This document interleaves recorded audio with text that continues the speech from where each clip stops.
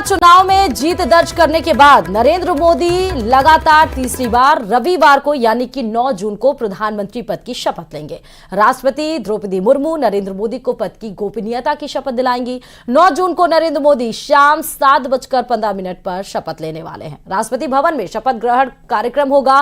राष्ट्रपति द्रौपदी मुर्मू प्रधानमंत्री के साथ साथ केंद्रीय मंत्री परिषद के सदस्यों को भी पद और गोपनीयता की शपथ दिलाएंगी। बताते चले कि शुक्रवार को राष्ट्रपति द्रौपदी मुर्मू ने नरेंद्र मोदी को नई सरकार के गठन का न्योता दिया। राष्ट्रपति ने मोदी को दही चीनी खिलाकर नई सरकार बनाने के लिए आमंत्रित भी किया। ये तस्वीरें भी आप देख सकते हैं, बहुत अहम। एक तो पहली तस्वीर जब सरकार बनाने का दावा पेश किया गया, दूसरी और तीसरी तस्वीर भी आप देख सकते हैं जहां पर राष्ट्रपति द्रौपदी मुर्मू ने उनको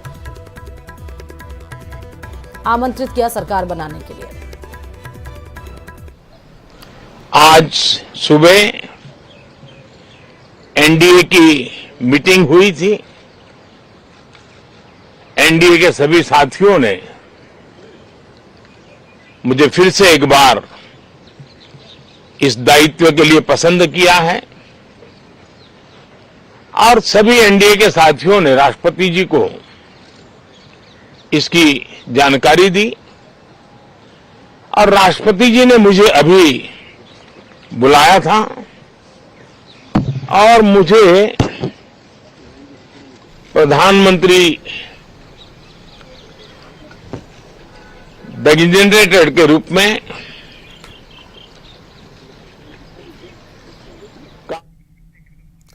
और पीएम मोदी का शपथ ग्रहण समारोह होने जा रहा है। इस ऐतिहासिक पल में शरीक होने के लिए देश विदेश के कितने मेहमानों को न्योता भेजा गया है, कौन कौन सी बड़ी हस्तियां शपथ ग्रहण समारोह की साक्षी बनने वाली हैं, इस स्पेशल रिपोर्ट में देखिए।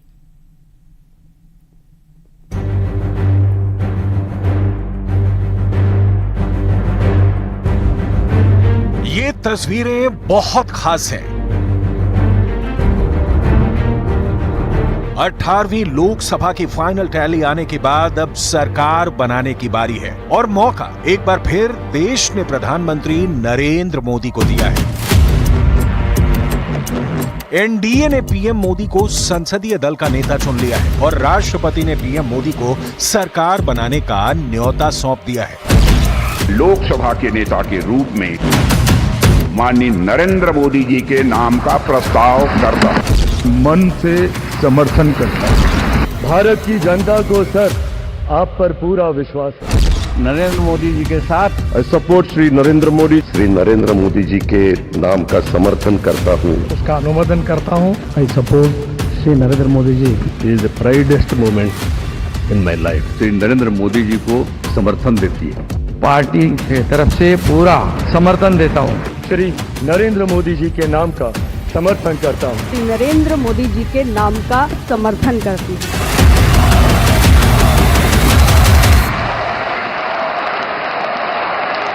मैं नरेंद्र दामोदर दास मोदी ईश्वर की शपथ लेता हूं कि मैं विधि द्वारा स्थापित भारत के संविधान के प्रति सच्ची श्रद्धा और निष्ठा रखूंगा। मैं भारत की प्रभुता और अखंडता का अक्षुण्ण रखूंगा। मैं संघ के प्रधानमंत्री के रूप में अपने कर्तव्यों का श्रद्धापूर्वक और शुद्ध अंतःकरण से निर्वहन करूंगा। अब से बस कुछ ही घंटों बाद देश में सत्ता के इतिहास का एक नया अध्याय खुलेगा, जब 6 दशकों में पहली बार लगातार तीसरी बार नरेंद्र मोदी प्रधानमंत्री पद की शपथ लेंगे। मैं संघ के प्रधानमंत्री के रूप में अपने कर्तव्यों का श्रद्धापूर्वक और शुद्ध अंतःकरण से निर्वहन करूंगा। इसके पहले यह रिकॉर्ड सिर्फ पंडित नेहरू के नाम था, लेकिन पीएम मोदी के तीसरी बार के शपथ ग्रहण में और भी कई रिकॉर्ड बनने जा रहे हैं। एनडीए के सभी साथियों ने मुझे फिर से एक बार इस दायित्व के लिए पसंद किया है और सभी एनडीए के साथियों ने राष्ट्रपति जी को इसकी जानकारी दी और राष्ट्रपति जी ने मुझे अभी बुलाया था और मुझे प्रधानमंत्री डेजिग्नेटेड के रूप में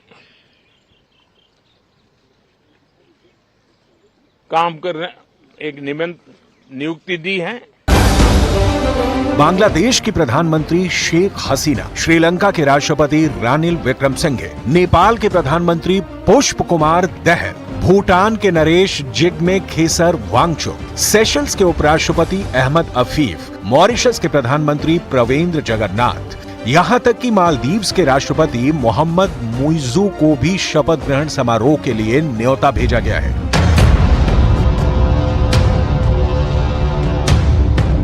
मालदीव के प्रेसिडेंट मुइज़ू को बुलाना इसलिए भी खास है क्योंकि मुइज़ू उन नेताओं में गिने जाते हैं जो अपने देश में चीन के प्रति दोस्ती और भारतीय नागरिकों को भगाने वाले अभियान चलाते हैं। लेकिन यह ध्यान देने वाली बात है कि प्रधानमंत्री नरेंद्र मोदी ने अपने पहले शपथ ग्रहण समारोह के दौरान भी सार्क के देशों को इन्विटेशन दिया था।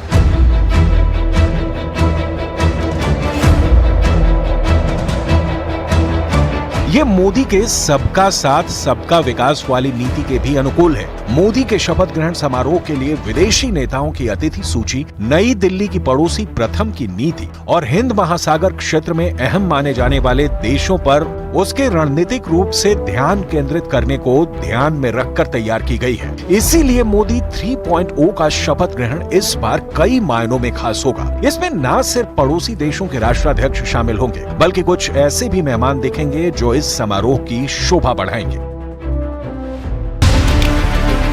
पीएम मोदी के तीसरे शपथ ग्रहण कार्यक्रम में वकील, डॉक्टर, कलाकार, सांस्कृतिक कलाकार, प्रभावशाली व्यक्ति और अलग अलग पेशे से जुड़े प्रमुख व्यक्तियों को भी कार्यक्रम में बुलाया गया है। सभी धर्मों के करीब 50 प्रमुख धार्मिक गुरुओं को कार्यक्रम में आमंत्रित किया जाएगा। इसके अलावा सेंट्रल वेस्टा परियोजना के मजदूर, ट्रांसजेंडर, विकसित भारत के राजदूत, सफाई कर्मचारी और लाभार्थी भी आमंत्रित किए जाएंगे। इसके साथ ही आदिवासी महिलाएं, पद्म सम्मान से सम्मानित लोग भी शामिल होंगे।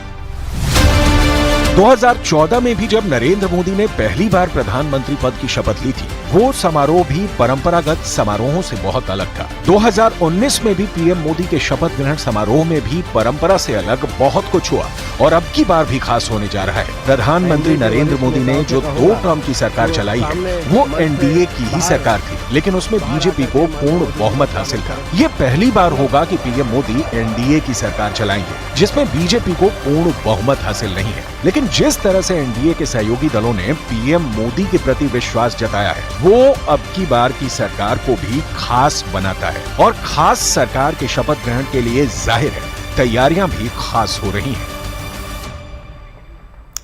और चलिए, बिहार के मुख्यमंत्री नीतीश कुमार और नरेंद्र मोदी के बीच शानदार केमिस्ट्री नजर आई। नीतीश कुमार ने पीएम मोदी यानी कि नरेंद्र मोदी के पैर भी छुए। नीतीश कुमार के संबोधन के दौरान नीतीश की बातें सुनकर नरेंद्र मोदी के चेहरे पर मुस्कान दौड़ गई। देखिए रिपोर्ट। हम सब लोग इनके साथ रहेंगे और एक साथ होकर के जो कुछ भी करेंगे, इनकी बात को मानते हुए हम लोग आगे चलेंगे।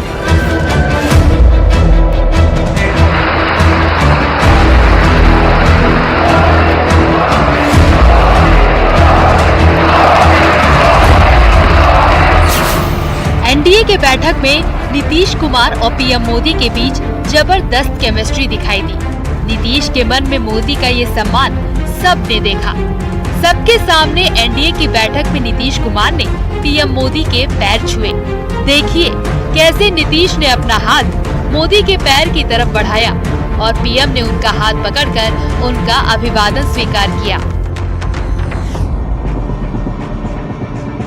जब एनडीए के नेता के रूप में पीएम मोदी के नाम का अनुमोदन करने के लिए नीतीश कुमार को बुलाया गया, तो वो पीछे की ओर से जाने लगे, तो पीएम ने उनका हाथ पकड़कर उन्हें अपने सामने से जाने का इशारा किया। इसके बाद जब नीतीश ने बोलना शुरू किया, तो उन्होंने जमकर पीएम मोदी की तारीफ की। हमारी party Janata Dal United, Bharatiya Janata party संसदीय दल के नेता आदरणीय श्री नरेंद्र मोदी जी को भारत के प्रधानमंत्री पद के लिए समर्थन देती है। आज ये बहुत ही खुशी की बात है। 10 साल से ये प्रधानमंत्री हैं और फिर प्रधानमंत्री होने जा रहे हैं और इन्होंने पूरे देश की सेवा की। अब पूरा भरोसा है कि जो कुछ भी बचा है अगली बार ये सब पूरा कर देंगे। नीतीश की बातें सुनकर पीएम मोदी के चेहरे पर मुस्कान दौड़ गई। नीतीश भी मुस्कुरा रहे थे और नरेंद्र मोदी भी। ये मुस्कान आज विपक्ष को पसंद नहीं आई होगी।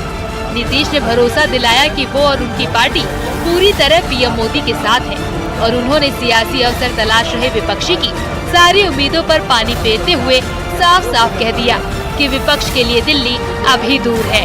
तो हम लोगों को तो अब लगता है कि अगली बार जो आप आइएगा ना, तो इस बार हम देखें कि कुछ इधर उधर कुछ जीत गया है, अगली बार सब हारेगा, हमको पूरा भरोसा है। ये सब बिना मतलब का बात बोल बोल करके क्या किया है? ये सब कोई काम किया है? उन लोगों ने आज तक कोई काम नहीं किया, देश की कोई सेवा नहीं की है। लेकिन आपने इतनी सेवा की है और उसके बाद इस तरह से हुआ है, तब इस बार फिर जो मौका मिला है, तो इस मौका के बाद आगे अब उन लोगों के लिए कोई गुंजाइश नहीं रहेगा, वो सब खत्म हो जाएगा। अपना संबोधन खत्म करने के बाद जब नीतीश वापस अपनी सीट पर पहुंचे तो उन्होंने पीएम मोदी के पैर छुए तो पीएम ने उनका हाथ पकड़ लिया। पूरा हॉल तालियों और मोदी मोदी के नारों से गूंज उठा। नीतीश और पीएम मोदी के बीच ये अंडरस्टैंडिंग आने वाले 5 सालों के लिए मजबूत सरकार की ओर इशारा कर रही है। Bureau report, news 18।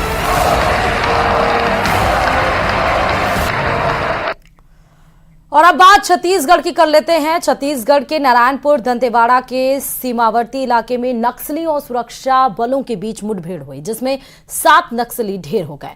वहीं इस घटना में 3 जवान भी घायल बताए जा रहे हैं, जिन्हें इलाज के लिए अस्पताल में फिलहाल भर्ती करा दिया गया है। ये भी बताया जा रहा है कि सुरक्षा बलों को नक्सल विरोधी अभियान के तहत नारायणपुर, दंतेवाड़ा और कोंडागांव जिले की सीमा पर स्थित मुंगेरी और गोबेल क्षेत्र में भेजा गया था। जवानों को ईस्ट बस्तर डिवीजन इलाके के एक गांव में कई नक्सलियों के होने की जानकारी मिली थी। उसके बाद ही अभियान चलाया गया और मुठभेड़ के दौरान 7 नक्सली को ढेर किया गया, लेकिन इस मुठभेड़ में 3 हमारे जवान भी घायल हो गए, जिनको अस्पताल में भर्ती फिलहाल करा दिया गया है। इलाज उनका जारी है।